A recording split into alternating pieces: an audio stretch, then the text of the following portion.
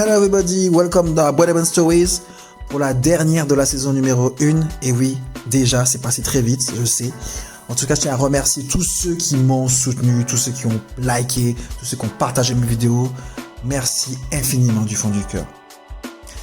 La semaine dernière, nous étions avec Basquiat, qui nous parlait en fait des violences policières à travers ses œuvres. Aujourd'hui, nous allons parler d'un artiste beaucoup moins connu, un artiste afro-américain, âgé de 44 ans, qui est basé à Harlem, en la personne de Baetero Smith. Alors, il a débuté très tôt dans la photographie, au lycée. Il a ensuite poursuivi à l'université à travers des cours de photojournalisme. Et puis par la suite, il s'est inséré dans la vie active en travaillant pour des quotidiens à Philadelphie, à Charlotte, à New York. Et l'essentiel de son travail consiste à explorer les constructions identitaires ainsi que les représentations de la culture afro-américaine.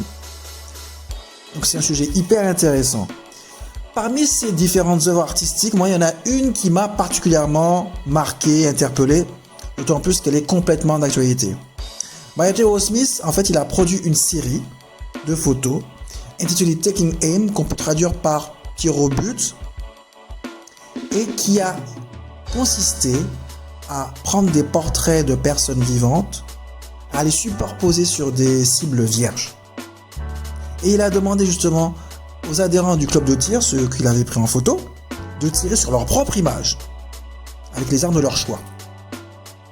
Alors c'est assez déstabilisant, très inédit et super inconfortable, mais le but était clair, c'est-à-dire c'était de démontrer en fait la frontière très très mince qu'il y a entre la violence récréative, celle des stands de tir, qui est tolérée, et la violence criminelle, qui est monnaie courante aux États-Unis.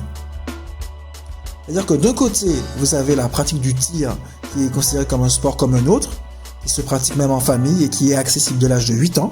Et puis de l'autre côté, vous avez la violence criminelle, meurtrière, qui gangrène la société américaine et dont est particulièrement victime les Afro-Américains. Pourquoi je vous parle de ça ? Pour une raison bien simple, à savoir qu'il y a un énorme scandale qui avait éclaboussé la police de Miami il y a 5 ans. À savoir que les forces de l'ordre s'entraînaient au tir en utilisant comme cible les photos d'Afro-Américains. Et ce fait a été dénoncé par une femme qui était sergent de la garde nationale en Floride et qui a découvert que parmi les photos utilisées, il y avait celle de son frère.